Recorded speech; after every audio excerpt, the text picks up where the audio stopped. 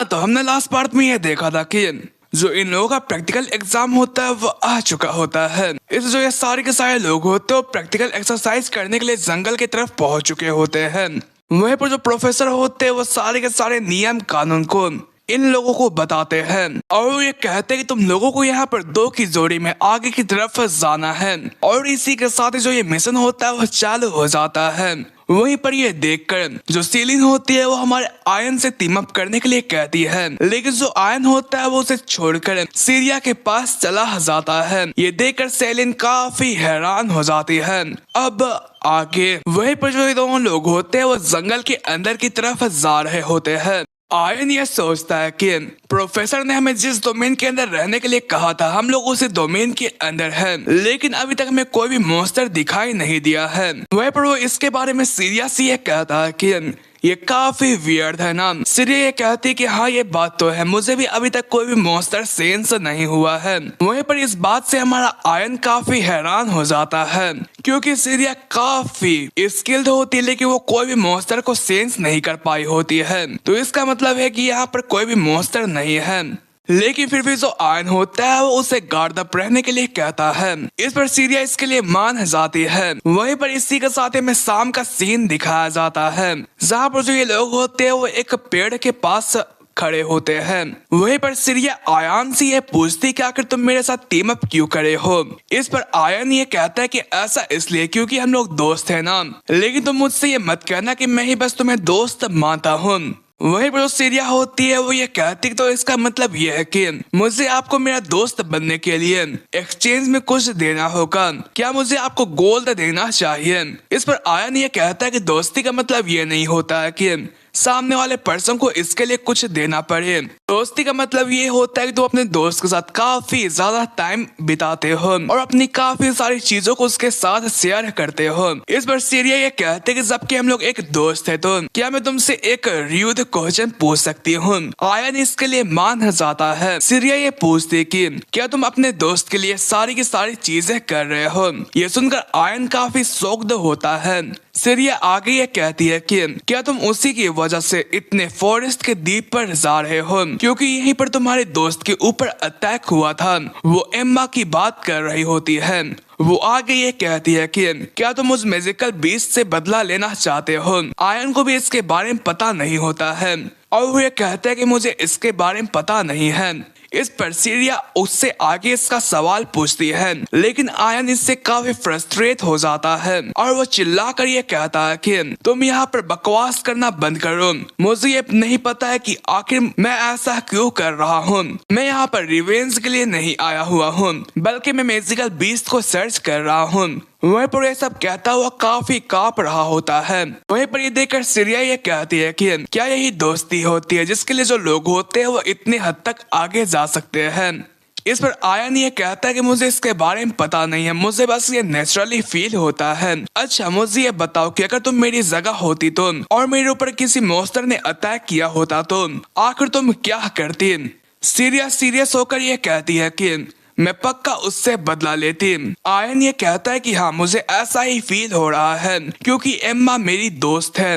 इस पर सीरिया फिर से ये कहती तो यही फ्रेंडशिप का मतलब होता है। आयन ये कहता है कि लेकिन मैं एक इडियट नहीं हूँ, मैं ऐसे ही मैजिकल बीस्ट के ऊपर अटैक करने के लिए चला नहीं जाऊंगा, बस मैं ये मेक श्योर करूंगा कि हम लोग खतरे के अंदर तो नहीं है ना। लेकिन तभी आयन को कुछ फील होता है और वो सीरिया से ये कहता है कि क्या तुम्हें कुछ फील हुआ। इस पर सीरिया आगे कुछ कहने वाली होती है, लेकिन आयन उसे कहने से रोक देता है। सीरिया आगे ये कहते कि मुझे यहाँ पर कुछ भी सेंस नहीं हो रहा है, लेकिन तभी उसे कुछ सेंस होता है और वो गिनती गिनती है 1 2 3। यहाँ पर तो काफी सारे मॉन्स्टर्स आए हुए हैं, तो इसका मतलब ये है कि यहाँ पर जितने भी स्टूडेंट आए हुए हैं वो काफी बड़े खतरे के अंदर हैं। वहीं पर अपने सामने इतने सारे मॉन्स्टर को देखकर सीरिया अपने स्वord को निकालते हुए पूछते कि क्या हमें उनके ऊपर अटैक करना है। आयन इसके लिए मना करता है और वो कहते हैं कि हम लोग भागने वाले हैं क्योंकि सबसे अच्छा तरीका यही रहेगा कि हम लोग प्रोफेसर के पास जाकर इनके बारे में बता दें। और वो लोग ये कहकर यहाँ पर से भागना शुरू कर जाते हैं।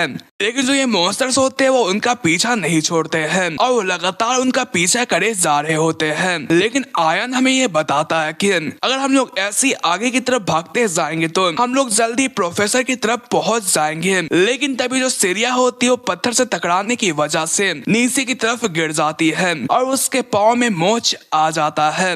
वहीं पर इस कारण से इन लोगों को यहाँ पर रुकना पड़ता है। सीरिया अपने इस नाकामी के लिए आयन से माफी मांगती है। वहीं पर जो वो सारे के सारे डीमंस होते हैं वो इनकी तरफ काफी तेजी से बढ़ रहे होते हैं। ये देखकर आयन काफी परेशान होता है और वो ये डिसाइड करता है और वो सीरिया से ये कहता है कि तुम सामने की तरफ जाओ। सीरिया ये कहती है कि आखिर तुम क्या कर रही हो, ये मेरा गलती था। आयन ये कहता है कि तुम अपने फ्रेंड के बात को यहाँ पर झुतलाओ मत और तुम मेरी बात को मानते हुए जाओ यहाँ पर से। और वो ये कहकर भेड़िया का सामना करने के लिए जाने लगा होता है। वहीं पर वो जैसे उन सभी डीमंस की तरफ जाने लगा होता है तो डीमंस का एक रूल होता है कि उनकी तरफ आने वाला जो शिकार होता है वो आता है तो वो लोग झाड़ियों में छिप जाते हैं और लोग ऐसा ही करते हैं। और इस मौके का फायदा उठाते हुए जो आयन होता है वो एम्मा की दी हुई पोशन को बाहर की तरफ निकालता है और वो उसे पी जाता है। इसकी वजह से जो उसकी प्रेजेंस होती है वो लगभग गायब हो चुकी होती है। लेकिन उसे अच्छे तरीके से पता होता है कि अब भी जो उसकी बॉडी सेंट है वो मौजूद है और वो इस चीज को मिटाने के लिए अपने पूरे बॉडी को मिट्टी से कवर अप कर लेता है और वो यहाँ पर ऊपर पेड़ की तरफ चढ़ जाता है और वो इंतजार कर रहा होता है कब तक जो बीस्ट है वो आने वाले हैं।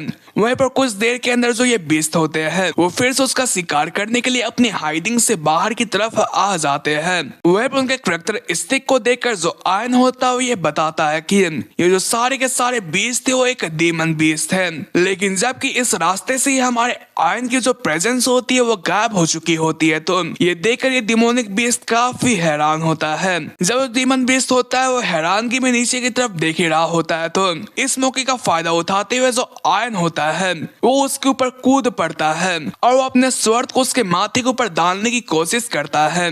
लेकिन जो उसकी ऑरा होती है वो इतनी पावरफुल नहीं होती है कि वो उसके सर को पियर्स कर सके, इसलिए अपनी पूरी हिम्मत लगाकर उसके स्वर के अंदर अपने स्वord को डाल देता है और इसी के साथ ही वो एक उल्फ को खत्म कर देता है। वहीं पर आयन आगे ये कहता है कि अगर मैं कितने सारे डीमंस का सामना कर पाऊंगा, लेकिन मुझे अब भी यहाँ पर रुकना होगा और उनका सामना करना पड़ेगा क्योंकि जो सीरिया है वो इंस्ट्रक्टर के पास जा रही है। अगर मैं अब भी आगे की तरफ निकलता हूँ तो सीरिया की जान खतरे पर आ सकती है। इसलिए जो आयन होता है वो भेड़ियों का आने का इंतजार करते हुए एक झाड़ियों के अंदर छुप जाता है। तभी यहाँ पर काफी सारे और भेड़िए आ जाते हैं लेकिन वो लोग आसपास बिखर कर आयन को खोज रहे होते हैं। पर उनकी संख्या को देखकर आयन को ये एहसास होता है कि लगभग यहाँ पर 5 डीमंस आए हुए होंगे। इसलिए वो डिसाइड करता है कि वो एक एक करके बिना किसी आवाज के इन डीमंस को मारेगा और वो ये कहकर चुपके से एक डीमन को मार देता है। लेकिन इस दौरान जो ये डीमन होता है वो जोरदार चीख मारता है और इस चीख को सुनकर एक और डीमन उसके पास आकर उसके हाथ के ऊपर काट देता है। ये देखकर जो आयन होता है वो उसके ठुड्डी के ऊपर मारते हुए उसे नीचे की तरफ गिराकर उसके ऊपर एक जोरदार स्ट्राइक लगाते हुए उसे बीचों बीच फाड़ देता है। और इस दौरान हमारे आयन ने अपने एक्स का इस्तेमाल किया होता है। वहीं पर वो आगे ये बताता है कि फाइट करने के बाद जो मेरी सेंसेस वो पहले से और भी शार्प होती जा रही है और ये जब से हो रहा है जब से मुझे एविल स्पिरिट ने अपने पोजीशन के अंदर लिया था। तो जबकि मैं इतना पावरफुल हो चुका हूँ तो मैं एक एक करके काफी सारे डिमोनिक बीस्ट को यहाँ पर मार सकता हूँ। वहीं पर इसी के साथ में मेन इलाके का सीन दिखाया जाता है जहाँ पर ये सारे के सारे लोग इकट्ठा हुए होते हैं। वहीं पर जो सेलिन होती है वो हमारे आयन का गुस्सा अपने स्वord के ऊपर निकाल रही होती है और ये कहते कि आखिर जो आयन है वो उस औरत के साथ आगे की तरफ क्यों गया है। वहीं पर सेलिन गलत मतलब निकाल रही होती है। वो ये कहती कि पक्का वो दोनों एक साथ डेट कर रहे हैं। तभी जो सीरिया होती है वो लड़खड़ाते हुए यहाँ पर आती है। वहीं पर उस कंडीशन के अंदर देखकर जो प्रोफेसर होते हैं वो काफी परेशान हो जाते हैं। वहीं पर जो सीरिया होती है वो सारी की सारी सिचुएशन अपने प्रोफेसर को बताती है कि उनका सामना काफी सारे भेड़ियों से हुआ था और वो इस दौरान काफी जख्मी हो गई और उसे बचाने के लिए जो आयन है वो काफी सारे भेड़ियों का सामना कर रहा है। वहीं पर ये देखकर जो प्रोफेसर होते हैं वो उन सभी लोगों को इंतजार करने को कहकर आयन को बचाने के लिए चले जाते हैं और जो सीरिया होती है वो आयन का नाम लेते हुए नीचे की तरफ गिर जाती है और वो यह कहती है कि सीनियर आयन आपको सुरक्षित रहना पड़ेगा। वहीं पर इसी के साथ हमें फाइट का सीन दिखाया जाता है जहां पर एक और भेड़िया अपने इस मरे हुए ग्रुप के पास आती है और वो उनके पास जाकर उन्हें सूंघने लगी होती है। वहीं पर उन्हीं में से एक भेड़िए के पेट के अंदर आयन छुपा हुआ होता है और वो सही मौके का इस्तेमाल करते हुए एक भेड़िए का काम तमाम कर देता है। लेकिन ये भेड़िया इससे पहले एक जोरदार चीख मारता है और आसपास और भी भेड़िए होते हैं जो कि आवाज को सुनकर यहाँ पर आ जाते। ये दो भेड़िए होते हैं जो कि आयन को घेर लेते हैं, लेकिन जो आयन होता है वो घबराता नहीं है क्योंकि उसके पास उसका एक्स होता है और वो उन्हें अपने ऊपर आने के लिए कहता है। वहीं पर यह सुनकर जो दोनों वुल्फ होते हैं वो उसके चारों तरफ घूमना शुरू कर जाते हैं और वो काफी तेज होते हैं। ये देखकर आयन काफी परेशान हो जाता है, लेकिन वो अपनी हिम्मत जुटाता है और वो एक ही स्ट्राइक के अंदर एक हाथ से स्वॉर्ड का इस्तेमाल करता है और दूसरे हाथ से एक्स का इस्तेमाल करते हुए उन्हें खत्म कर देता है। और वो सीरियस लुक के साथ ये कहता है कि तुम जितने भी लोग मेरा सामना करने के लिए आओगे वो सारे के सारे खत्म होने वाले हो। वहीं पर इसी के साथ हमें काफी टाइम का सीन दिखाया जाता है। आयन ने और भी मॉन्स्टर्स को मारा होता है, लेकिन फिर भी उसे और भी काफी सारे मॉन्स्टर्स का यहाँ पर होने का सेंस हो रहा होता है। और जब उस भेड़िए का सामना करने के लिए जा रहा होता है तो उसे यहाँ पर कुछ अजीब सा स्मेल आता है और ये कहता है कि ये तो स्मेल मैं कभी भी भूल नहीं सकता हूँ, ये अल्केमी क्लासरूम की स्मेल की तरह है। वह जैसे ये सब कहकर उससे डीमन के पास जाकर उसे देखता तो वो काफी गुस्सा हो जाता है क्योंकि उसके सामने एक बड़ा सा डीमन होता है और उसके दांतों के अंदर एमा के कपड़ों का एक टुकड़ा होता है। आयन उससे ये कहता है कि तो वो तुम थे जिसने कि एमा के ऊपर अटैक किया था, इसलिए उसके ऊपर स्वॉर्ड को पॉइंट करता हुआ यह कहता है कि आज तुम्हारा आखिरी दिन है। पर जो ये भेड़िया होता है वह सुनकर उसे चिढ़ाने के लिए अपने मुंह से उस कपड़ों को नीचे की तरफ गिरा देता है हमारे आयन के स्वॉर्ड के ऊपर। ये देखकर आयन और भी गुस्सा हो जाता है। वहीं पर आयन इस बीस्ट के बारे में ये बताता है कि ये हाई रैंकिंग का बीस्ट होगा, इसलिए इसका सामना करना काफी मुश्किल होगा और ये काफी फास्ट भी होने वाला है। वो इतना कहता है कि तभी जो ये बीस्ट होता है वो काफी फास्ट तरीके से आयन के पेट के ऊपर अटैक करता हुआ सामने की तरफ चला जाता है। आयन इसकी वजह से काफी जख्मी होता है और वो दूर चला जाता है। वहीं पर आयन अपने आप को संभालता हुआ ये कहता है कि मैंने उसे आता हुआ सेंस किया था, लेकिन उसके फास्ट होने की वजह से मैं रिएक्ट नहीं कर पाया। तभी जो ये डिमोनिक बीस्ट होता है वो फिर से उसके ऊपर अटैक करने के लिए आने लगा होता है। ये देखकर आयन अपने स्वॉर्ड को घुमाता हुआ उसके मुंह के ऊपर फेंकता है, लेकिन जो ये बीस्ट होता है इसलिए स्वॉर्ड को तोड़ देता है। लेकिन तब तक जो आयन होता है वो एक्स को लेकर उसके ऊपर आ चुका होता है और वो उसके माथे के ऊपर एक जोरदार स्ट्राइक लगाता है जो कि हल्का सा उसके माथे के ऊपर धंसता है। वहीं पर इस मौके का फायदा उठाते हुए जो ये डिमोनिक बीस्ट होता है वो आयन के ऊपर अटैक करने की कोशिश करता है, लेकिन टाइम रहते जो आयन होता है वो अपने एक्स को निकालते हुए उसके अटैक को डिफ्लेक्ट कर लेता है। ये देखकर जो डिमोनिक बीस्ट होता है वो पीछे की तरफ चला जाता है। वहीं पर आयन उसके इस मजेदार से स्टंट को देखकर ये कहता है कि मुझे ये लगता है कि तुम्हें सर्कस के अंदर भेजना होगा। वहीं पर आयन आगे ये बताता है कि मेरे स्वॉर्ड को तोड़ने की वजह से जो उसकी दांत है वो काफी कमजोर हो चुकी है, इसलिए उससे मुझे ज्यादा डैमेज नहीं दे पाएगा, लेकिन अब भी जो उसके नाखून है वो बचे हुए हैं, इसलिए मुझे संभल कर उसका सामना करना होगा। वो इतना कहता है कि तभी जो ये उल्फ होता है वो उसके ऊपर अटैक करने के लिए आता है, लेकिन आयन लकीली उसके अटैक को डॉज करता है और उसके कहे मुताबिक जो ये उल्फ होता है वो अपने नाखून का इस्तेमाल करते हुए उसके ऊपर अटैक करने की कोशिश करता है, लेकिन जो आयन होता है वो इसे भी डॉज कर लेता है। और वो जब उस उल्फ के ऊपर अटैक करने की कोशिश करता है तो जो ये उल्फ होता है वो पीछे की तरफ चला जाता है। वहीं पर इन सभी चीजों की वजह से हमारे आयन को ये समझ आ चुका होता है कि वो हेडोन उसका सामना नहीं कर सकता है, इसलिए वो खतरनाक से टेक्निक का इस्तेमाल करने के बारे में सोचता है। तभी जो उल्फ होता है वो उसके पास आ जाता है और एक जोरदार लेजर अटैक आयन के ऊपर करता है और आयन उसे डॉज नहीं कर पाता है और वो जख्मी होकर उड़ता हुआ एक पेड़ के ऊपर जाकर लगता है और जो ये उल्फ होता है वो उसके पास आकर अपने नाखून को उसके पेट के पास ले जाता है और वो उसे फाड़ने ही वाला होता है।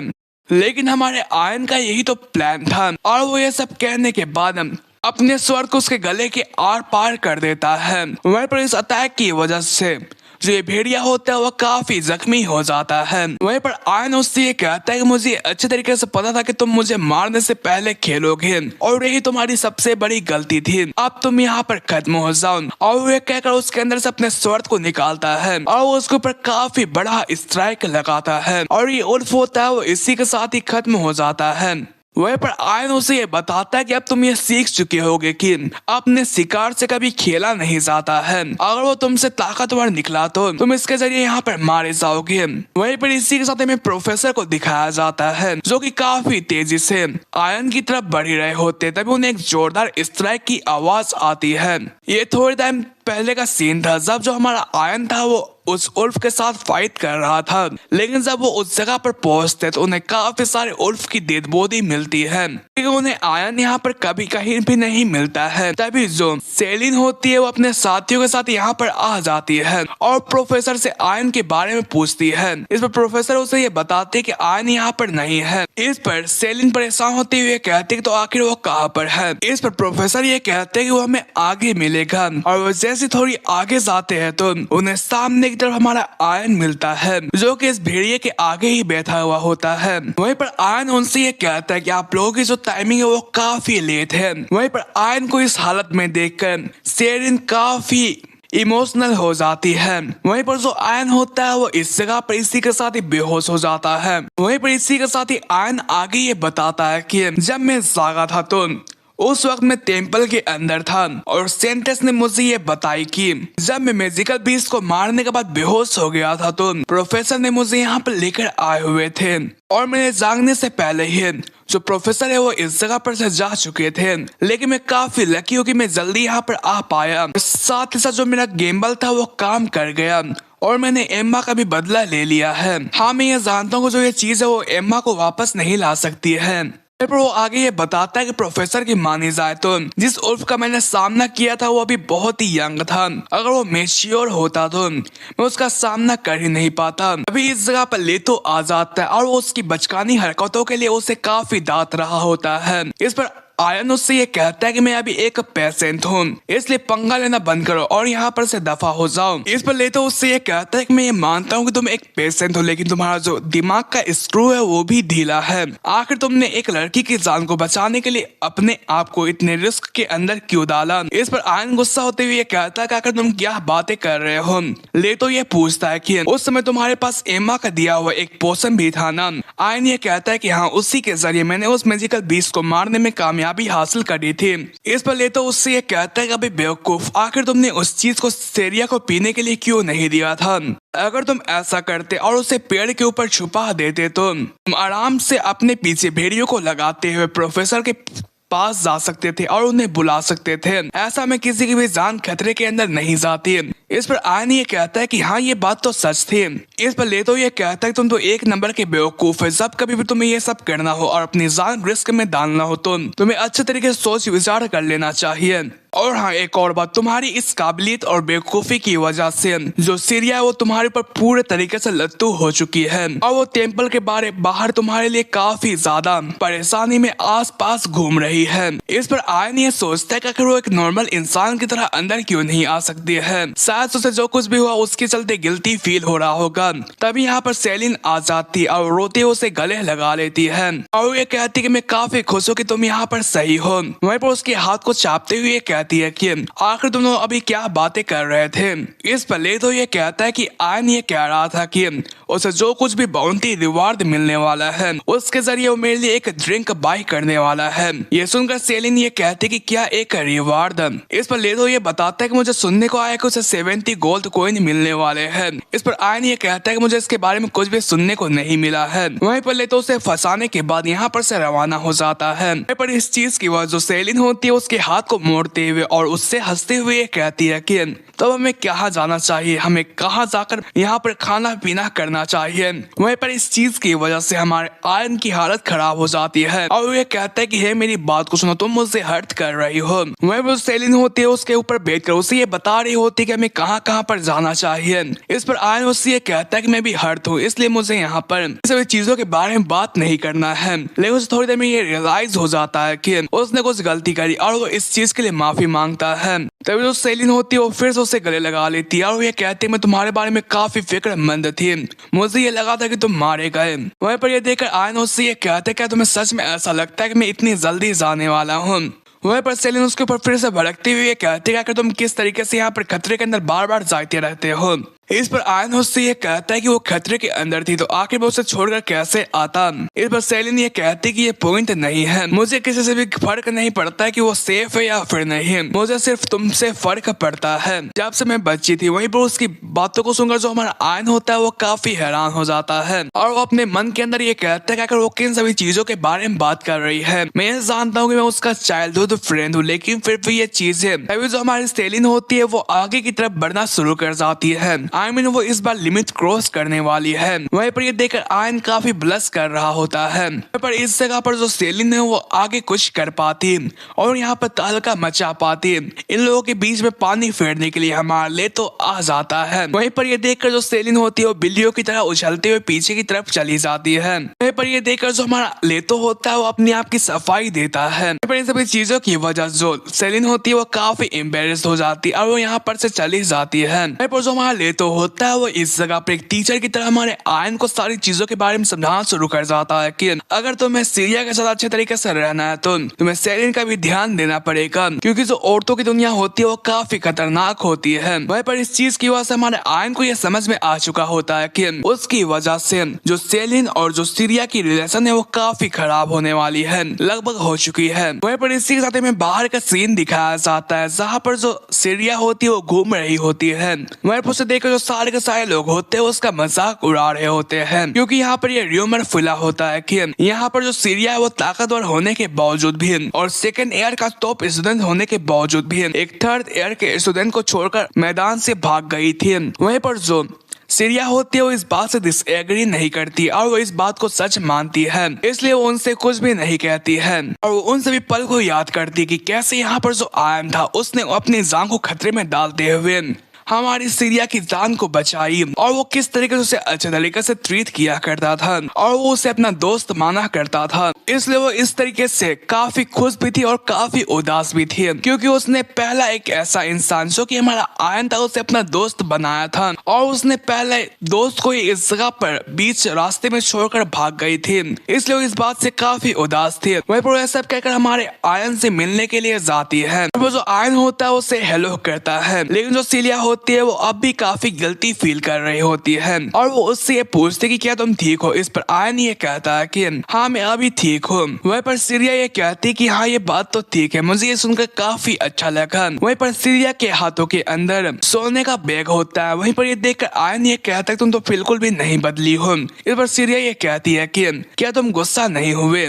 वहीं पर आयन ये सोच रहा होता है कि क्या वो मेरे बारे में इतनी फिक्रमंद थी। वहीं पर वो आगे ये कहता है कि आगे मुझे गुस्सा क्यों होना है। वहीं पर उसकी बात सुनकर जो सीरिया होती है वो काफी खुश हो जाती है और वो ये कहते हैं क्या तुम सच में गुस्सा नहीं हो। इस पर आयन उससे ये कहता है कि तुम्हें फिक्र करने की कोई भी जरूरत नहीं है, क्योंकि फ्रेंड हम इसलिए बनाते हैं ताकि हम लोग मुसीबत आने पर एक दूसरे की हेल्प कर सके। इस बात से जो सीरिया होती है वो काफी ब्लश कर रही होती है। वहीं पर आयन उससे ये पूछते क्या तुम्हारे हाथों में जो पैसे वो कंपनसेशन है क्या। इस पर सीरिया उससे झूठ बोलते हुए कहती कि नहीं ये रिवार्ड है जिसे कि प्रोफेसर ने मुझे दिया है तुम्हें देने के लिए, और ये कहकर हमारे आयन को ये चीज लौटा देती है। वहीं पर इतने सारे सोने के सिक्कों को देखकर हमारा आयन ये कहता है कि इसके अंदर तो काफी सारे सोने के सिक्के हैं, क्या तुमने इसके अंदर अपने तरफ से एक्स्ट्रा ऐड नहीं किया है ना। इस पर जो हमारी सीरिया होती है अपने मुंह को दूसरे की तरफ मोड़ लेती है। पर इस चीज के बाद जो हमारा आयन होता है वो उससे उस पोतली को लौटाते हुए कहता है कि जल्दी कर और तुमने जितने भी पैसे इसके अंदर डाले हैं उससे बाहर की तरफ निकाल लो। मैंने पैसों के लिए तुम्हारी जान नहीं बचाई है बल्कि मैं तुम्हारा दोस्त हूँ। पर इस दौरान हमारे आयन ने उसके हाथ को भी पकड़ा होता है। वहीं पर इस चीज की वजह से सीरिया काफी ब्लश कर रही होती है। वहीं पर इस दौरान तभी जो सेलिन होती है वो गुड मॉर्निंग करती है उसके पास आ जाती है और वो इन दोनों को साथ में देखकर काफी गुस्सा हो जाती है। वहीं पर सीरिया जो होती है वो हमारे आयन से मिलने आने के लिए उसका शुक्रिया अदा करती है, लेकिन जो सेलिन होती है उसका दिमाग उससे ऑलरेडी खराब होता है, इसलिए अपने कोने को उसके ऊपर मारते हुए आगे की तरफ चली जाती है और वो ये पूछती कि आयन तुम कैसी हो। वहीं पर ये देखकर जो हमारा आयन होता है वो काफी हैरान हो जाता है। वहीं पर उस टक्कर की वजह जो सेलिन होती है वो नीचे की तरफ गिर चुकी होती है, लेकिन वो फिर से अपने आप को खड़ा करती है और आराम से ये कहती कि मेरे ख्याल से मुझे ये लगता है कि मुझे यहाँ पर से जाना चाहिए क्योंकि मैंने अपनी मॉर्निंग ट्रेनिंग को खत्म नहीं किया है। वहीं पर उसके जाता हुआ देखकर जो सेलिन होती है वो ये कहती कि तो काफी बड़ी चुड़ैल है, उसी की वजह से तुम इस हालत के अंदर हो। वहीं पर ये देखकर जो हमारा आयन होता है उसके ऊपर गुस्सा करते हुए कहता है कि आखिर तुम इस तरीके से फाइट क्यों कर रहे हो। इस पर सेलिन ये कहता है कि तुम कम उसके बारे में भूल जाओ और वो सीरियस लुक के साथ ये कहते हैं कि चलो इस बारे में ये सोचते हैं कि जब तुम डिस्चार्ज होगे तो उसके बाद हम लोग क्या खाएंगे पिएंगे। तभी हमारे आयन को हमारे लेतो की एडवाइस याद आती है और ये कहता है तो क्या लेतो का इसी से मतलब था। पर लेतो की बात को याद करने के बाद जो हमारा आयन होता है वो सही मामले से इस मामले को सुलझाने के बारे में सोचता है और वो आराम से इस बात को मान जाता है। वहीं पर सेलिन को दिखाया जाता है जो कि उदासी भरा चेहरा लेकर बाहर की तरफ आती है। वहीं पर उसे देखकर जो सारे के सारे लोग होते हैं दो स्टूडेंट आपस में बात कर रहे होते हैं और ये कहते हैं कि वो तो सुबह से और भी अजीब लग रही है। चलो इस मौके का फायदा उठाते हुए उसे पूरे तरीके से क्रश कर देते हैं। पहले जो प्रोफेसर है वो उसे काफी ज्यादा ऊपर उठाया करते थे, इसलिए हम लोग उसका सामना नहीं कर सकते थे, जबकि उसने इस दफा अपने दोस्त को छोड़कर भागने की कोशिश करी है। तो जो ये चीज वो नोबिलिटी के काफी खिलाफ जाती है, इसलिए हमें उसके वीकनेस को खोजते हुए उसे पूरे तरीके से क्रश कर देना चाहिए। वहीं पर इसी के साथ ही हमें एक येलो बाल वाले बंदे को दिखाया जाता है। जो लोग होते हैं वो इसके पास आकर इसके बारे में बात करते हैं। इस पर यह बंदा ये कहता है कि हमें इस जगह पर यूरदीनास का सामना नहीं करना चाहिए क्योंकि अगर हम लोग इस जगह पर हल्का सा भी गलती कर देते हैं तो हमारे साथ बहुत बुरा हो सकता है। अभी इस जगह पर एक चोगे पहनने वाली लेडी आते हुए ये कहती है कि तुम लोग तो काफी इंटरेस्टिंग बातें कर रहे हो, अगर तुम्हारे पास टाइम है तो मैं तुम्हें सीरिया योर्दिना के बारे में कुछ बताना चाहती हूँ। वहीं पर उसकी बात को सुनकर जो एक बंदा होता है उसके ऊपर गुस्सा करते हुए कहता है कि आखिर तुम कौन हो, आखिर तुम हमारी बातों के अंदर कैसे घुस रही हो। इस पर ये येलो हेयर ये कहता है कि तुम छोड़ो उसे, अच्छा चलो हमें ये बताओ कि आखिर तुम क्या बात करना चाहती हो। इस पर जो ये चोगे वाली लड़की होती है अपने चोगे को हटाते हुए ये कहती है कि मैं उसके बर्थ के बारे में बताना चाहती हूँ, तुम्हें यहाँ पर उसके बारे में फिक्र करने की कोई भी जरूरत नहीं है कि वो योर्दिना से बिलोंग करती है, क्योंकि उसकी रिलेशन है वो योर्दिनास के साथ उतनी भी अच्छी नहीं है। वहीं पर इसी के साथ हमें आयन को दिखाया जाता है जो कि डिस्चार्ज होने के बाद एम्मा को देखने के लिए आया हुआ होता है और फिर से अपने आप को गिल्टी मानता हुआ ये सोच रहा होता है कि अगर मैंने उन सभी लेटर्स को सीरियसली लिया होता तो जो एम्मा होती है वो अभी ठीक सलामत होती है। पर वो आगे ये बताता है कि जल्दी ही यहाँ पर हंटिंग फेस्टिवल आने वाला है और वहाँ पर और भी हाई लेवल वाले मैजिकल बीस्ट आने वाले हैं, इसलिए मैं इस चीज को अकेले रोक नहीं सकता हूँ, इसलिए मुझे प्रोफेसर के पास जाकर हेल्प मांगना पड़ेगा। तभी इस जगह पर जो सेंटेंस होती है वो आ जाती है। वहीं पर उन्हें देखकर जो आयन होता है ये बताता है कि मैं एम्मा का हालचाल पूछने के लिए आया हुआ था, क्या आप मुझे ये बता सकती है कि आखिर एम्मा कैसी है। इस पर यह सेंटेंस ये बताती है कि हम लोग कंटिन्यू ट्रीटमेंट की वजह से उसे जिंदा रख पाए, लेकिन इसका मतलब ये नहीं कि वो रिकवर हो पाएगी। वहीं पर आयन उससे ये पूछता है कि आपने ये कहा था कि हमें एक ऑफरिंग देना पड़ेगा, तो आप क्या मुझे ये बता सकती है कि आखिर किस टाइप की ऑफरिंग लगने वाली है। इस पर सेंटेंस ये बताती है कि एक ऐसा ऑब्जेक्टिव जिसके अंदर काफी ज्यादा डिवाइन पावर और काफी स्ट्रॉन्ग मैजिकल एनर्जी हो, लेकिन वो काफी ज्यादा रेयर और काफी ज्यादा महंगे होते, इसलिए मुझे ये नहीं लगता कि जो उसके फादर है वो इस चीज को अफोर्ड कर पाए। इस पर आयन ये पूछता है कि एक हाई रैंकिंग का मैजिकल बीस्ट काफी रहेगा जो कि 70 गोल्ड कॉइन का मिलता है। इस पर सेंटेंस जो कि हमारी एम्मा की हीलिंग कर रही होती है ये कहती है कि वो काफी नहीं है। मेरे ख्याल से मुझे ये लगता है कि एडल्ट मैजिकल बीस्ट इस चीज के लिए काफी रहेगा। वहीं पर इस चीज के बारे में जानने के बाद जो हमारा आयन होता है वो इस चीज के बारे में बताने के लिए का शुक्रिया अदा करता है और वो यहाँ पर से चला जाता है और वो ये कहता है कि यहाँ पर मुझे ये अच्छे तरीके से पता है कि हंटिंग फेस्टिवल के अंदर एक हायर रैंक का यहाँ पर मैजिकल बीस्ट आने वाला है, लेकिन मैं अकेला उसका सामना नहीं कर सकता हूँ, इसलिए मुझे प्रोफेसर के पास जाकर इसके बारे में बात करना पड़ेगा। और ये सब कहकर प्रोफेसर के पास जाता है और वो उनसे ये कहता है कि क्या हो अगर इस जगह पर मैजिकल बीच से भी ज्यादा ताकतवर उल्फ्स हंटिंग फेस्टिवल के अंदर आ जाए तो क्या आप उनका सामना कर सकते हैं। इस पर प्रोफेसर ये कहते हैं कि ये काफी मुश्किल क्वेश्चन है क्योंकि वहाँ पर मैजिकल बीच से ज्यादा ताकतवर कोई भी मॉन्स्टर नहीं है। इस पर आयन ये कहता है कि लेकिन पिछले बार अचानक से मैजिकल बीच भी तो आ गए थे तो ऐसा भी हो सकता है ना, तो उससे भी ताकतवर मॉन्स्टर्स वहाँ पर आ जाए। इस पर प्रोफेसर फिर भी ये कहते हैं कि जो ये चांसेस है वो काफी ज्यादा कम है। और वो आगे ये बताते हैं कि जो हाई रैंक के मॉन्स्टर्स होते हैं वो इस जगह पर एक हाई कंसंट्रेशन और अनडिफाइंड मैजिकल एनर्जी के द्वारा यहाँ पर आ सकते हैं, लेकिन जो एम्पायर होते हैं वो सिविलियंस को बचाने के लिए उन सभी जगहों को काफी अच्छी तरीके से मैनेज करती है। लेकिन उन्होंने अभी के वक्त पर साउथर्न फॉरेस्ट को अकेला छोड़ दिया है क्योंकि जल्द ही इस चीज की वजह से वहाँ पर काफी सारी सर्टेन पॉपुलेशन आ जाएगी और लोगों ने इस जगह पर यह भी ध्यान रखा है कि वहाँ पर स्ट्रॉन्ग मॉन्स्टर्स ना आए क्योंकि जल्दी ही यहाँ पर हंटिंग फेस्टिवल आने वाली। अगर वहाँ पर कोई हाई रैंकिंग मॉन्स्टर आ जाए तो वो उन सभी को मार देते हैं। इस पर आयन ये कहता है लेकिन फिर भी अगर कोई सर्वाइव कर जाए तो इस पर प्रोफेसर इस पर भी ना बोलते हुए ये कहते हैं कि जो हाई रैंकिंग मॉन्स्टर्स होते हैं वो काफी स्ट्रॉन्ग प्रेजेंस के साथ फाइट करना पसंद करते हैं, इसलिए अगर वो मौजूद होते तो वो पक्का बाहर की तरफ आते हैं। इन सभी चीजों की वजह से हमारा आयन काफी परेशान हो जाता है क्योंकि उससे ये अच्छे तरीके से पता होता है कि वहाँ पर एक काफी पावरफुल मॉन्स्टर्स अपीयर होने वाला है। तभी जो प्रोफेसर होते हैं एक बात को क्लियर करते हुए कहते हैं कि अगर हाँ वहाँ पर एक और पावरफुल मॉन्स्टर आ जाए तो इससे कोई भी दिक्कत नहीं होने वाली क्योंकि वो जगह ही ऐसी होती है कि वहाँ पर ताकतवर हंटर्स को देखा जाता है। इस पर आयन ये कहता है तो इसका मतलब यह है कि अगर वहाँ पर कोई स्टूडेंट मारा जाता है फिर जख्मी हो जाता है तो आपको इससे फर्क नहीं पड़ता है। इस पर प्रोफेसर परेशान होते हुए कहते हैं कि मेरे कहने का ये मतलब नहीं था, मेरा ये कहना है कि जबकि वो टूर्नामेंट का पर्पस यही है कि यहाँ पर ताकतवर हंटर्स को देखा जाए तो वो अपनी एबिलिटी सीमा से उन सभी को मार सकते हैं। वहीं पर उनकी बात पूछूंगा जो हमारे आयन होता है उसे ये समझ में आ चुका होता है कि उसके पास कोई भी चॉइस नहीं है और उसे अकेले उन सभी मॉन्स्टर्स का सामना करना पड़ेगा। सीन शिफ्ट होता है और हमें हमारी सीरिया को कैफेटेरिया के अंदर दिखाया जाता है। उसे देखकर जितने भी लोग होते हैं वो उसकी फिर से बेइज्जती उड़ाना चालू कर जाते हैं, लेकिन जो सीरिया होती है वो इन सभी चीजों को झेलते हुए आगे की तरफ जा रही होती है।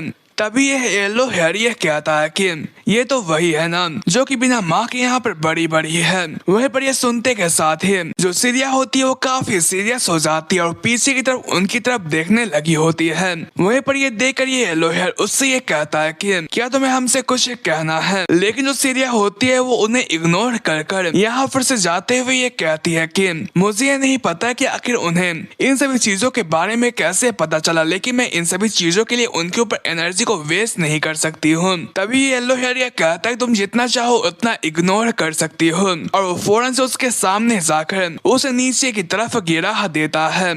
इस कारण से सीरिया का खाना भी नीचे की तरफ गिर जाता है। वहीं पर जो सारे के सारे लोग होते हैं वो ये सब करने के बाद हंस रहे होते हैं।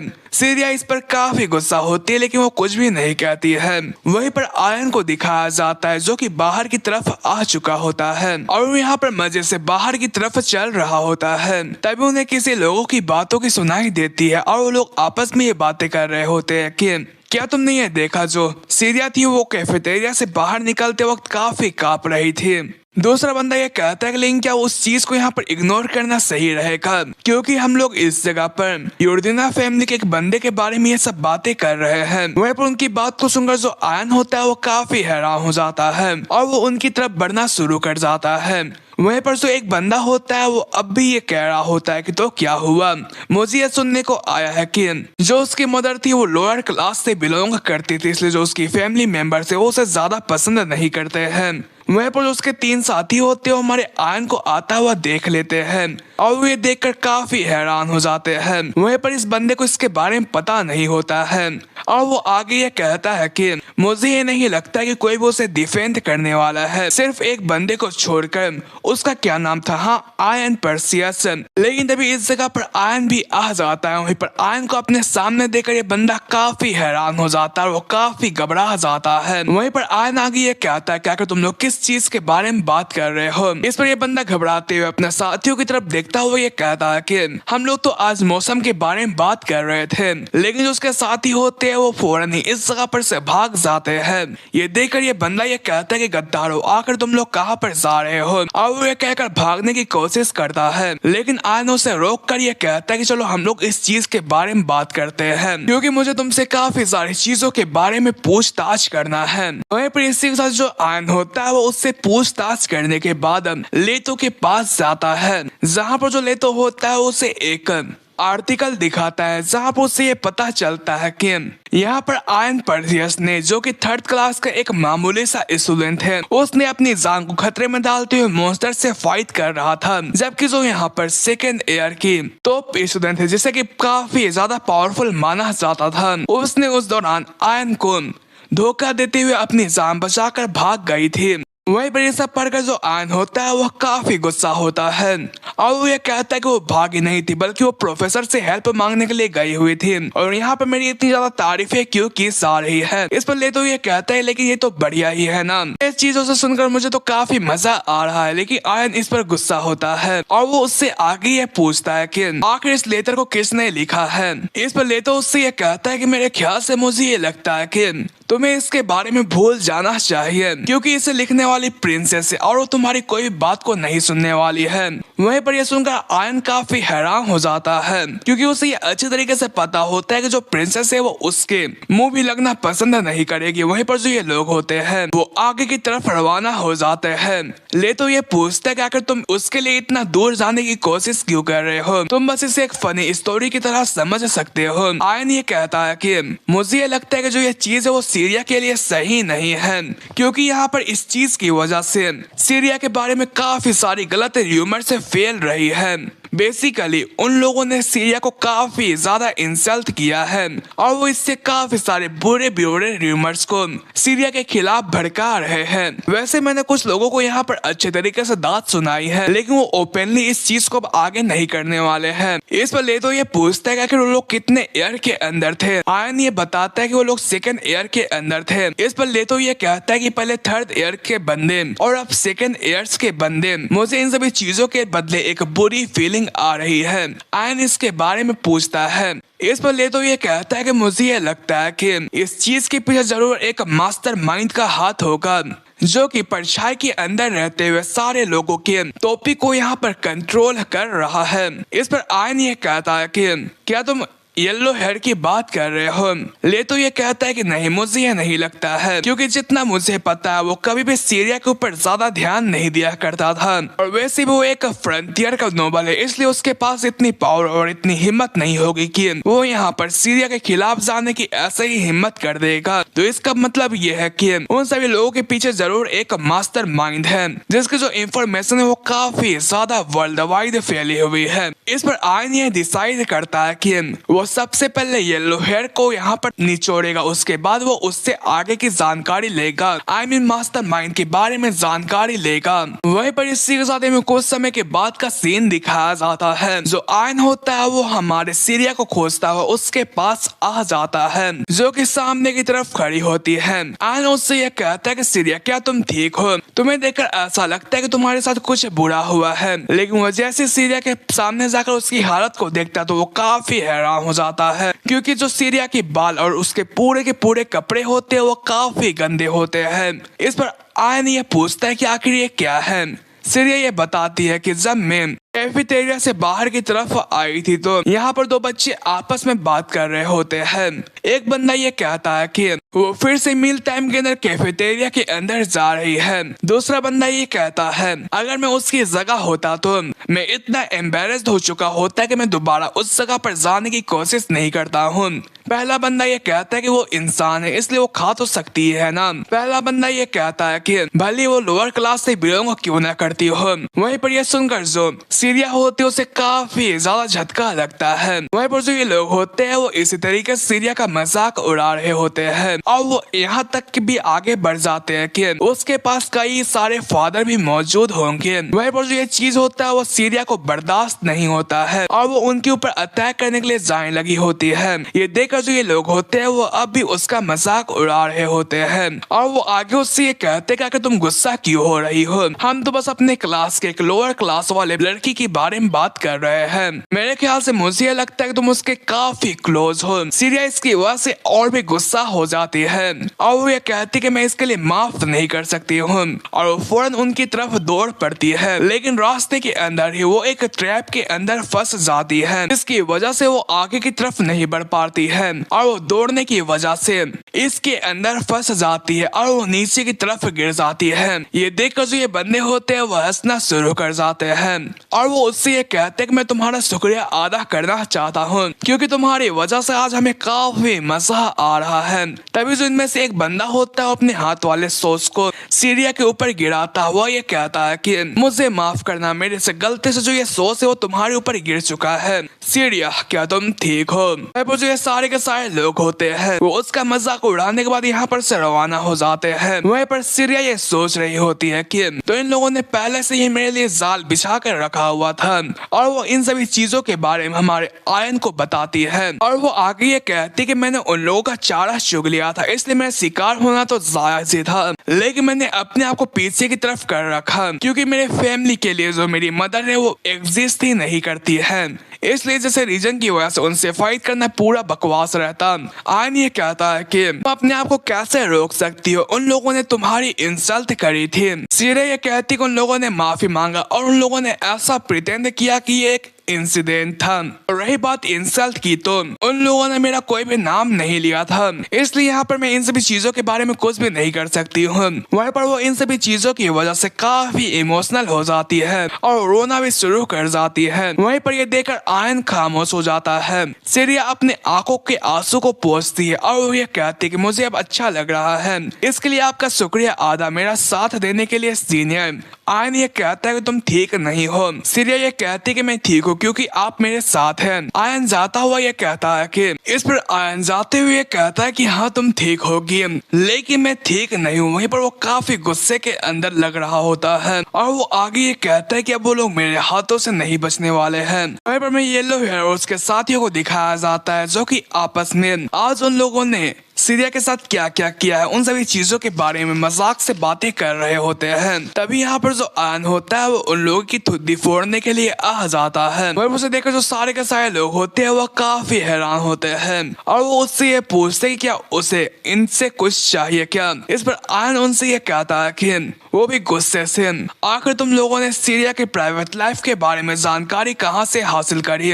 इस पर यह बंदा ये कहता है कि क्या वो तुम्हारी लड़की है, आखिर में तुम्हें इसके बारे में क्यों बताना है। ये सुनते के साथ जो आयन होता है उसके पास जाकर उसे एक जोरदार मुक्का मारता है। इस पर ये पर्सन नीचे की तरफ गिरकर धूल चाटना शुरू कर जाता है और वो वापस से खड़ा होता है, उसके नाक से खून निकल रहा होता है। ये गुस्से से ये कहता है कि क्या तुम अपने दिमाग को खो चुके हो, लो रैंकिंग के नोबल कहीं के, क्या तुम ये चाहते हो तुम्हारी फैमिली को डिस्ट्रॉय कर दिया जाए। उसके कहते हैं जो आयन होता है उसे फिर से एक जोरदार पटका जमीन के अंदर मारता है और वो उसे घुमाते हुए दूर उड़ाकर फेंकता है और वो ये सब कर ही रहा होता है कि तभी जो एक और बंदा होता है वो पीछे की तरफ से उसके ऊपर अटैक करने के लिए आने लगा होता है, लेकिन जो आयन होता है वो अपने डंडे की मदद से उसे ऊपर की तरफ उछाल देता है। उसने फौरन में ही दो बंदों को यहाँ पर खत्म कर दिया होता है और वो आगे ये कहता है कि मुझे ये पहले से ये पता था कि तुम लोग ऐसे ही अपना मुंह नहीं खोलने वाले हो, इसलिए मुझे ये लगता है कि तुम लोगों को माफी मंगवाने के लिए तुम्हें अच्छे तरीके से कूदना पड़ेगा।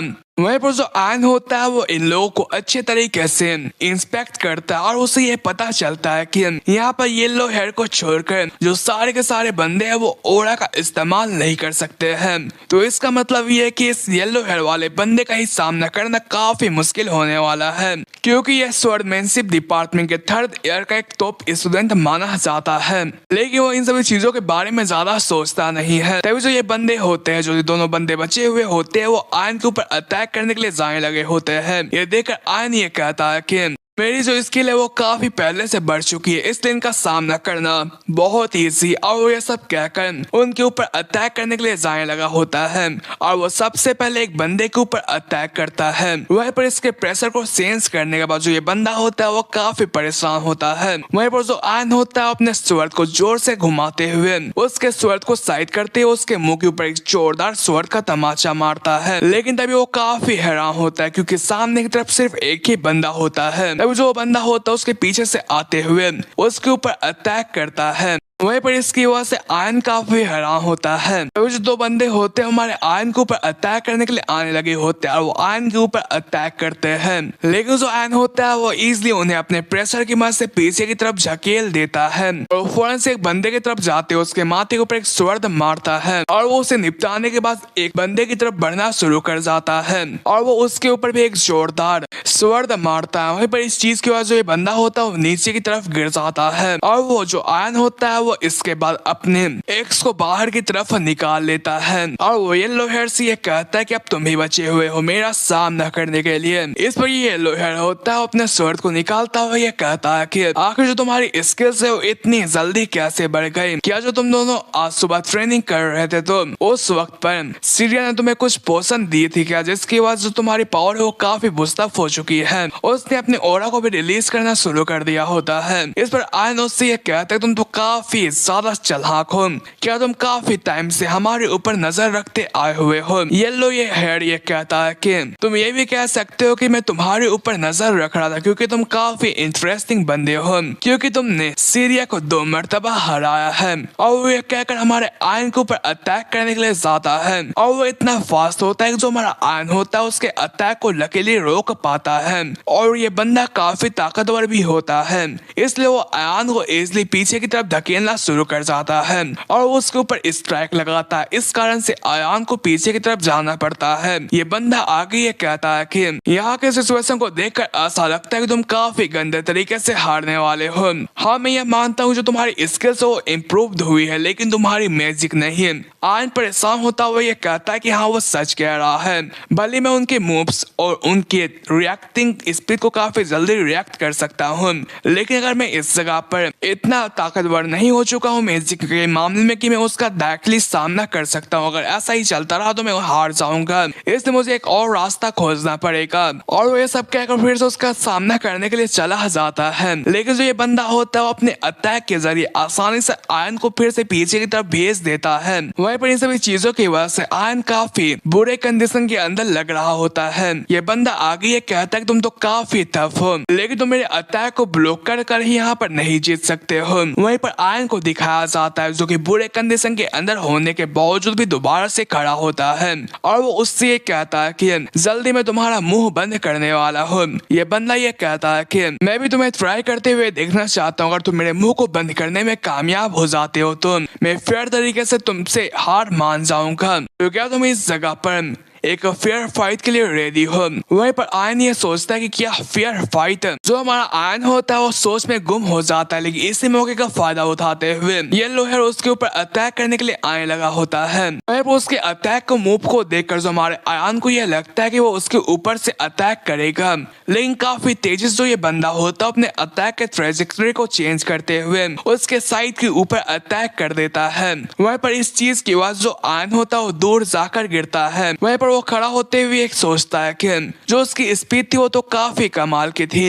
ये बंदा आगे ये कहता है कि इस चीज को देखकर मुझे एक चीज याद आई, मुझे एक चीज के बारे में जानना है। जब तुम सीरिया के साथ फाइट कर रहे थे तो मैंने तुम्हें उसके एक ऐसे अटैक को डॉज करते हुए देखा था जिसे कि डॉज करना इम्पॉसिबल है। उसे देखकर ऐसा लग रहा था कि तुम रियलिटी को बेंट कर सकते हो, आखिर तुमने वो कैसे किया था। ये सुनकर आयन हैरान होते हुए कहता है आखिर वो किसके बारे में बात कर रहा है। मेरे ख्याल से मुझे यह लगता है कि जब मुझे एविल स्पिरिट ने पोजेस किया था तो वो उसके बारे में बात कर रहा है और वैसी स्किल को सिर्फ एक मास्टर ही इस्तेमाल कर सकता है और उसे स्पाशियल स्टेप्स कहा जाता है। लेकिन तभी वो हैरान होता है और वो ये कहता है कि जब मैं ध्यान से देख रहा हूँ तो जो ये ग्राउंड है वो काफी सॉफ्ट है। तभी उसकी नजर सामने की तरफ काफी सारे पेड़ों के चाम के ऊपर पड़ती है जहाँ पर फाइट के जरिए जो ये चीजें थी वो जमीन के अंदर धस चुकी होती है। वहीं पर इन सभी चीजों को देखकर आयन को कुछ आइडिया आता है और वो ये कहता है कि मेरे पास जीतने का एक रास्ता आ चुका है।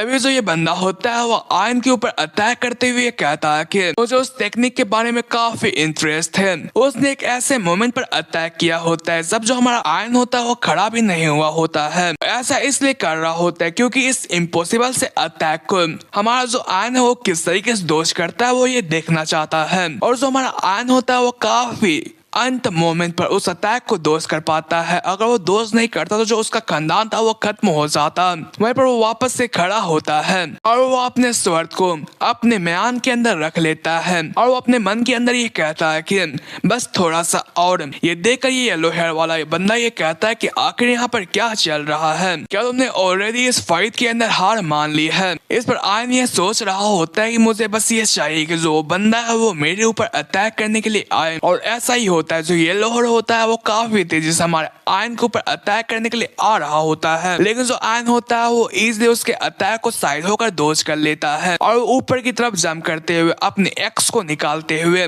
उसे टेढ़ा करते हुए उसके मुंह के ऊपर मारता है। वहीं पर इस चीज के कारण जो ये बंदा होता है वो साइड पर चला जाता है। वहीं पर ये देखकर आयन ये कहता है कि ये बंदा तो काफी बड़ा मॉन्स्टर है जिसने कि मेरे इस डायरेक्ट अटैक को भी यहाँ पर सह लिया है। वहीं पर इस कारण जो ये बंदा होता है वो काफी गुस्सा होता है। वो आगे कुछ कह पाता उससे पहले जो आयन होता है उसके ऊपर चढ़ जाता है और वो उसके गले को पकड़ लेता है। इस पर ये बंदा ये कहता है कि आखिर तुम क्या कर रहे हो, जल्दी करो और मुझे आजाद करो। आयन अपने एक्स को पीछे की तरफ कर लेता है जिधर चौकी वाला भाग नहीं बल्कि चपटा वाला भाग होता है और वो इस बंदे के ऊपर मारते हुए कहता है कि अब बकवास करना बंद करो। और इसी के साथ ही चपटे वाले हिस्से से इस बंदे के सर के ऊपर गालों के ऊपर बजाना शुरू कर जाता है और वो अपने मन के अंदर ये कहता है कि आखिर तुम्हारी हिम्मत कैसे हुई यहाँ पर सीरिया को इस तरीके से परेशान करने की। और वो इतने गंदे तरीके से इस बंदे को मारता है कि वो बेहोश ही हो चुका होता है और वो आगे ये कहता है कि अब मुझे शांति मिल रही है। तभी जो लोगों में से एक बंदा होता है जिसे कि हमारे आयन ने मार के बेहोश किया होता है वो वापस से जाग जाता है और वो बेवकूफी की तरह हमारे आयन से ये कहता है कि आखिर तुम्हारी हिम्मत कैसे हुई मेरे ऊपर हाथ उठाने की। मेरा नाम लुपिन है जो कि एम्पायर्स के काउंट का थर्ड सन है। अगर तुम मेरे सामने घुटने देखते हो उसके ये कहते के साथ जो ये एक्स होता है वो उड़ता है उसके साइड से निकलता है। ये देखकर ये बंदा काफी हैरान होता है और उससे ये कहता है कि ओए तुम मेरी बात को सुनो, तुम्हारे तेरी बातों को सुनकर ऐसा लगता है कि तुम बहुत ही गंदे तरीके से मेरे से मार खाना चाहते हो। चलो जबकि तुम अब जाग चुके हो तो मुझे अब ये बताओ कि आखिर तुम्हें सीरिया के बारे में जो सारी की सारी इंफॉर्मेशन है वो कहाँ पर से मिली। ये सुनकर जो ये बंदा होता है वो काफी हैरान होता है और ये कहता है कि ये तो मुझे इन सभी चीजों के बारे में कुछ भी पता नहीं है। मुझे बस इतना पता है कि यहाँ पर एक ग्रीन बालों वाली लड़की ने हमें इन सभी चीजों के बारे में बताया था। मुझे ये कुछ भी आइडिया नहीं है कि आखिर वो कौन है। आयन ये कहता है कि क्या ग्रीन हेयर। ये बंदा ये कहता है कि मैंने बस ये सुना था कि उसने बस हमें सीरिया के मदर के बारे में बताया और इसके अलावा मुझे और भी किसी चीजों के बारे में पता नहीं है। मैं कसम खाता हूँ जो ये बात है वो सच है। उसकी बात को सुनकर जो आयन होता है वो उसके पास जाता है और वो आगे सीरियस अंदाज से ये कहता है कि वेल मेरे ख्याल से मुझे ये लगता है कि तुमसे कुछ भी एक्सपेक्ट करना यह काफी बेवकूफी वाला बात होगा, लेकिन चाहे कुछ भी हो तो अपने भेजे के अंदर एक बात को बिठा लो, मैं तुम्हें अगले बार माफ नहीं करने वाला हूँ। ये सुनकर जो ये बंदा होता है वो काफी घबरा जाता है। वहीं पर आयन जाता हुआ ये सोच रहा होता है कि इन सभी चीजों की वजह से कुछ टाइम के लिए जो सीरिया है उसे कोई परेशान नहीं करने वाला है, क्योंकि इनके अंदर इतनी हिम्मत नहीं है कि मुझे से क्रेजी बंदा का ये फिर से सामना करने वाले हैं। लेकिन चाहे जो कुछ भी हो, जिसने भी यहाँ पर सीरिया के पास के बारे में जो इंफॉर्मेशन उसे फैलाया है, मैं पक्का उसे खोजूंगा और उसे पूरे तरीके से क्रश कर दूंगा। वहीं पर इसी के साथ ही हमारे सीरिया को दिखाया जाता है जो कि हर तरफ हमारे आयन को खोज रही होती है। वो यहाँ तक कि ट्रेनिंग ग्राउंड के अंदर भी आ चुकी होती है, लेकिन जो आयन होता है वो यहाँ पर मौजूद नहीं होता है और वो इस चीज से काफी परेशान होती है, क्योंकि उसे अच्छे तरीके से याद होता है कि हमारा जो आयन था वो कल उसका बदला लेने के लिए आगे की तरफ गया हुआ होगा, इसलिए वो इस चीज से काफी परेशान होती है। तभी यहाँ पर जो लड़की होती है वो उसकी बेइज्जती उड़ाना शुरू कर जाती है और वो ये कहती है कि देखो उधर तो एक ऑर्फन है। इस पर सीरिया उनकी तरफ देखने लगी होती है। ये लेडी ये कहती है कि तुम किस चीज के लिए हमारी तरफ देख रही हो, तुम तो यहाँ पर अपनी मम्मी को भी यहाँ पर बुलाकर रो नहीं सकती हो। वहीं पर इन सभी चीजों की वजह से सीरिया काफी गुस्सा होती है और वो अपने आप को आप से खोने से बचाने के लिए यहाँ पर काफी कोशिश करती है और फाइनली अपने आप को शांत कर लेती है। लेकिन जो ये लड़कियां होती है वो उससे और भी मजाक उड़ाना शुरू कर जाती है और वो काफी सारी ऐसी चीजों के बारे में बोलती है जो कि मैं यहाँ पर बोलना ऐसे ही नहीं मानूंगा, वरना मुझसे यहाँ पर जेल हो जाएगा। पर जो ये लोग होते हैं वो इस जगह पर बकवास कर ही रहे होते हैं कि तभी इनके पीछे येलो हेयर आ जाता है और वो उनसे ये कहता है कि बकवास करना बंद करो। पर उसे देखकर जो ये लेडी होती है वो काफी हैरान होती है। ये बंदा आगे ये कहता है कि मैं तुमसे ये कह रहा हूँ कि अगर तुम लोगों को मेरी तरह हाल नहीं करवाना तो बकवास करना बंद करो। इस पर ये लेडीज परेशान होते हुए कहती है कि मेरे ख्याल से मुझे ये लगता है कि आपको कुछ गलत फहमी हुई है, हम लोग तो बस अपने साथी से बातें कर रहे होते हैं। तब उन्हें चारों तरफ से जो मार खाए हुए बंदे होते हैं वो घेर लेते हैं। वहीं पर येलो हेयर उनसे ये कहता है कि तुम्हें यहाँ पर एक्सक्यूजेस करने की कोई भी जरूरत नहीं है, क्योंकि जो आयन है वो काफी बड़ा पागल इंसान है। उसने बिना किसी एक्सप्लेनेशन के सुने हुए हमारा ये हाल किया हुआ है। वहीं पर इन सभी चीजों की वजह से ये लोग होते हैं वो काफी घबरा जाते हैं। जो ये सारे के सारे मार खाए हुए लोग होते हैं वो सीरिया के पास जाते हैं। वहीं पर येलो हेयर ये कहता है कि मैं इन सभी चीजों के लिए सीरिया आपसे माफी चाहता हूँ। और जो ये सारे के सारे लोग होते हैं वो माफी मांगने के लिए उसके सामने बोह डाउन करते हैं। इस पर सीरिया ये कहती है कि तुम लोग खाली जगह में भी मुझसे माफी मांग सकते थे, आखिर तुमने अपने आप को एम्बेरस करने के लिए इतनी भीड़ भड़ाके वाली जगह क्यों चूज करी है?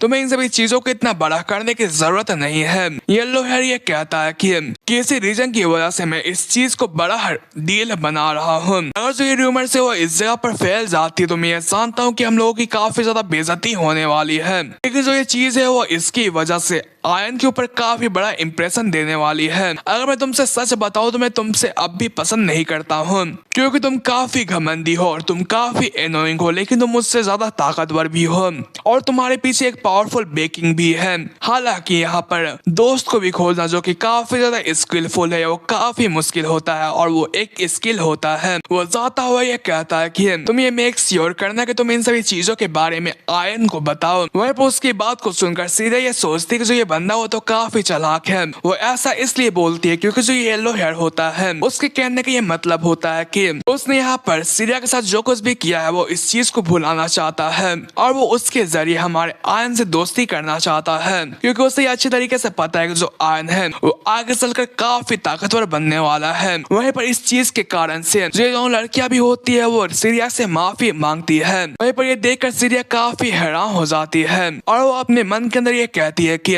अगर मैं अपने तरीके का इस्तेमाल करते हुए इन सभी लोगों की बुलीज को यहाँ पर इंड्योर करती तो जो चीजें वो कभी भी चेंज नहीं होती। लेकिन मैं हमेशा उस बंदे की हेल्प नहीं ले सकती हूँ, मुझे भी अपने आप से खड़ा होना होगा, अपनी चीजों को हैंडल करना पड़ेगा। फिर इसी के साथ फाइट करने के बाद जो आयन होता है वो हॉस्पिटल के अंदर आया हुआ होता है। ये देखकर सेंटेंस उससे ये कहते कि मिस्टर आयन, क्या आपको जख्मी होने में मजा आता है? और सबसे इम्पोर्टेंट बात यह है कि कल के दिन पर आपने 8 लोगों को बहुत ही अच्छे तरीके से धोया है। इस पर आयन को जवाब नहीं दे पाता है। वहीं पर ये सेंटेंस ये कहते कि मैंने इस बार आपके रीजन की वजह से आपकी हेल्प कर दी, लेकिन जो बंदा जो कि काउंट ड्रिलनास है वो इन सभी चीजों की वजह से काफी फ्यूरियस थे और वो इस चीज को काफी बड़ा बनाना चाहते थे।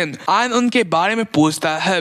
इस पर सेंटेंस ये कहती कि वो इससे काफी गुस्सा थे। इस पर आयन को ये समझ में आ जाता है कि उस घमंडी बंदे ने अपने फादर को इसके बारे में बता दिया था। फिर इन सभी चीजों की वजह से आयन काफी परेशान हो जाता है, क्योंकि जो बंदा होता है वो काफी पावरफुल हो जाता है। अगर वो रिवेंज लेना चाहे तो उसकी फैमिली के साथ काफी बुरा हो सकता है। वो परेशान हो ही रहा होता है कि अभी जो सेंटेंस होती है वो इससे ये कहती है कि मैंने सारी की सारी जो सिचुएशन उसे प्रॉपरली तरीके से उन्हें समझा दिया है। वैसे भी जब मैंने आपकी स्टोरी सुनी तो मैं पक्का आपकी साइड लेने वाली हूँ, क्योंकि जो हेवन होते हैं वो हमेशा राइटियस इंसान को प्रोटेक्ट करते हैं। और वैसे भी लास्ट टाइम आपने मेरे ऊपर एक फेवर किया था। उसके बाद को सुनकर आयन हैरान हो जाता है और ये कहते हैं कि आखिर कौन सा फेवर? सेंटेंस जाते हुए ये कहती है कि मुझे ये लगता है कि आपको ये सभी चीजों के बारे में याद नहीं है, अगर नहीं है तो ये उतना भी बड़ा डील नहीं है, इसलिए आप इस चीज के बारे में फिक्र ना करें। तो ये कहकर यहाँ पर चली जाती है। वहीं पर उसकी बात को सुनकर आयन काफी हैरान होता है और वो ये कहता है कि मुझे ये लगता है कि ये भी एविल स्पिरिट का कारनामा है।